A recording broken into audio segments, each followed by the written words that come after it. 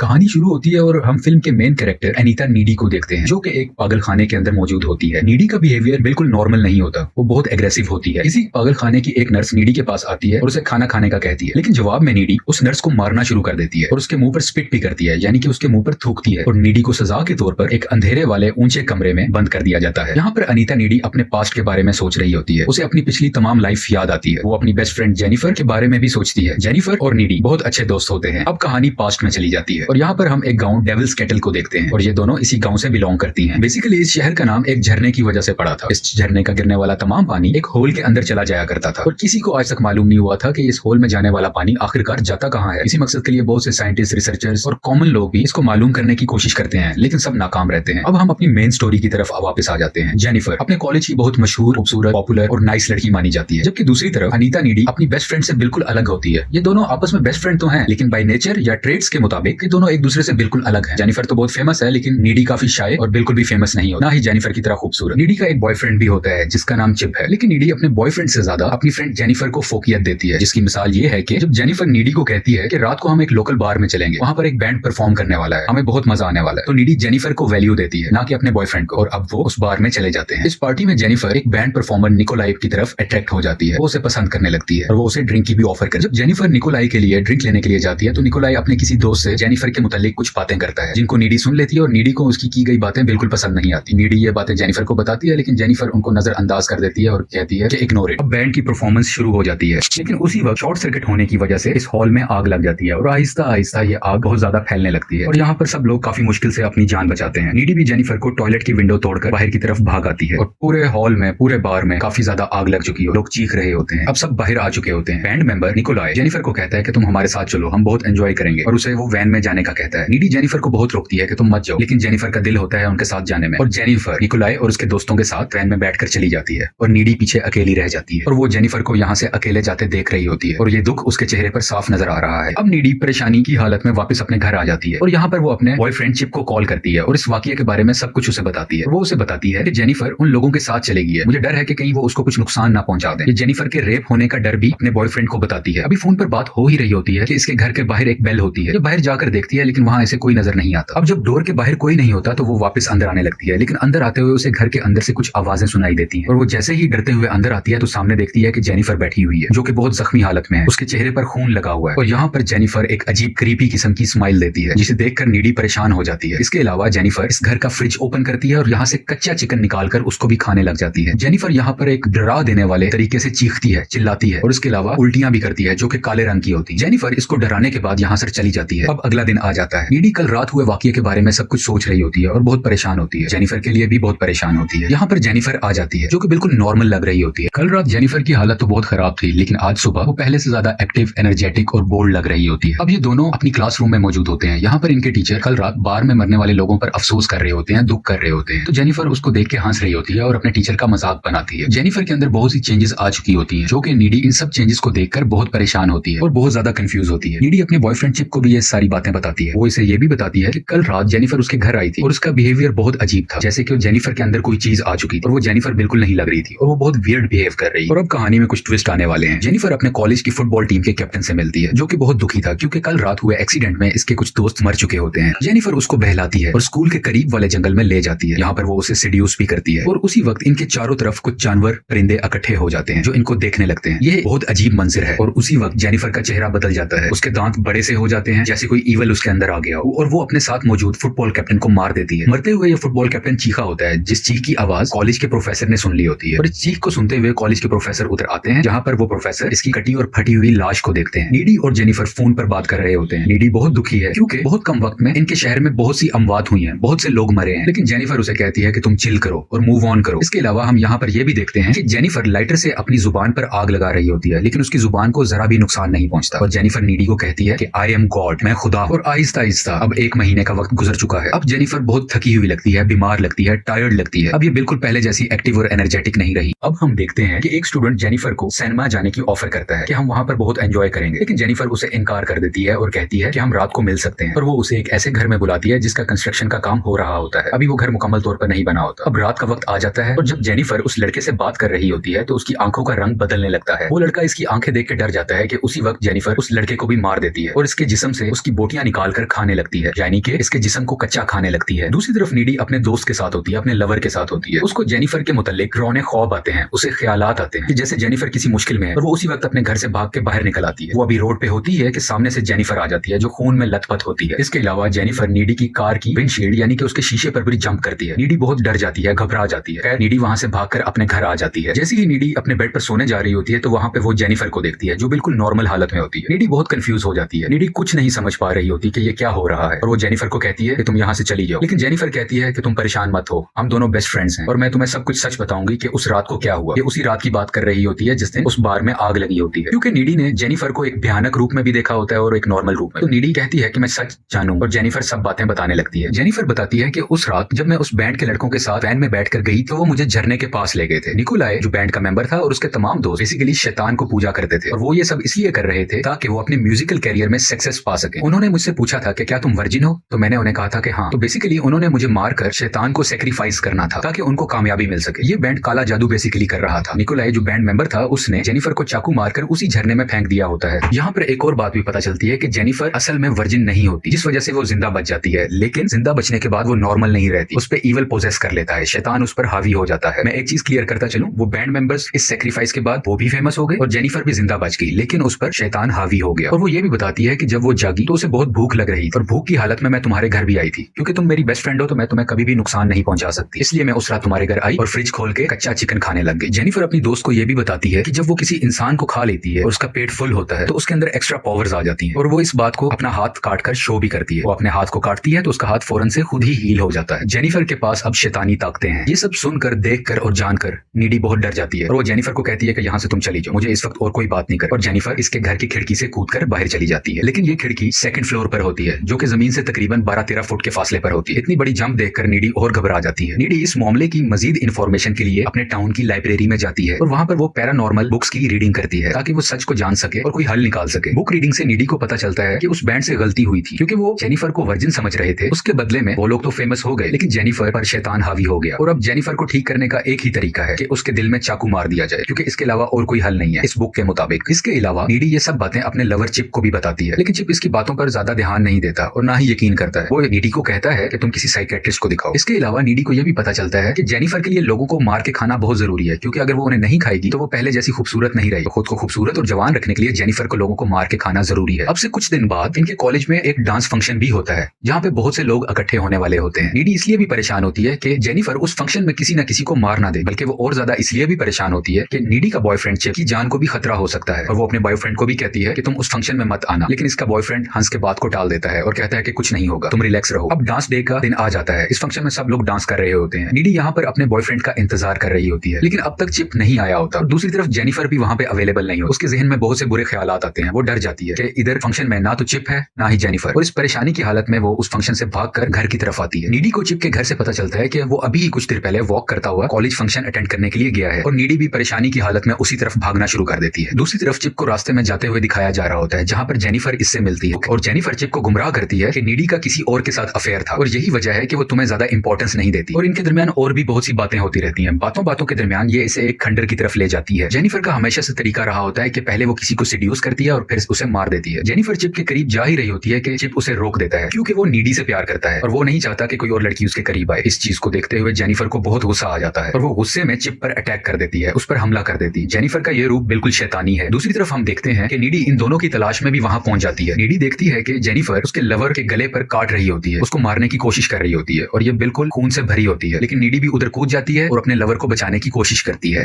Needy Jennifer को धक्का देती है, उससे लड़ती है और उसके मुंह पर स्प्रे भी करती है ताकि वो दूर हो जाए। जेनिफर को यहाँ पर मजीद गुस्सा आ जाता है और वो गुस्से की हालत में कहती है कि वो सिर्फ लड़कों को नहीं मार बल्कि लड़कियों को भी मार सकती है। और उसी के बाद जेनिफर अपनी शैतानी ताकत की मदद से हवा में उड़ने लगती है। इन दोनों दोस्तों के दरमियान काफी बहस होती है और जैसे ही जेनिफर नीडी को मारने लगती है तो जख्मी हालत में पड़ा हुआ चिप एक रॉड की मदद से जेनिफर पर हमला करता है और वो रॉड उसके पेट में घुसा देता है, जिसकी वजह से जेनिफर बहुत घायल हो जाती है। जेनिफर बहुत थक चुकी होती है क्योंकि उसका बहुत ब्लड लॉस हो रहा होता है और वो वहां से चली जाती है, लेकिन नीडी यहीं पर अपने लवर के साथ मौजूद होती है जो उसकी आंखों के सामने मर रहा होता है और बिल आखिर मर जाता है। नीडी बहुत उदास होती है और गुस्से में भी। वो हर हालत में जेनिफर से बदला लेने जाती है और इसी बदले के लिए वो जेनिफर के घर जाती है। जब नीडी जेनिफर के रूम में आती है तो इन दोनों के दरमियान फाइट शुरू हो जाती है और इसी फाइट के दरमियान जेनिफर नीडी के गर्दन पर काट भी लेती है। खैर लड़ाई होती रहती है और बिल आखिर नीडी जेनिफर के दिल के अंदर एक चाकू नुमा बड़ा सा ब्लेड डाल देती है, जिसकी वजह से उसका खून बहने लगता है। भागता है, क्योंकि नीडी ने पढ़ा होता है कि जेनिफर को मारने का एक ही इलाज है कि इसके दिल पर हमला किया जाए। और इसी लम्हे के बाद जेनिफर और उसका डेविल यानी कि उसका शैतान वहीं पर खत्म हो जाता है। लेकिन इन चीखों की आवाजें सुनकर जेनिफर की मॉम उसके कमरे में आती है और वो देखती है कि नीडी ने उनकी बेटी को जान से मार दिया होता है।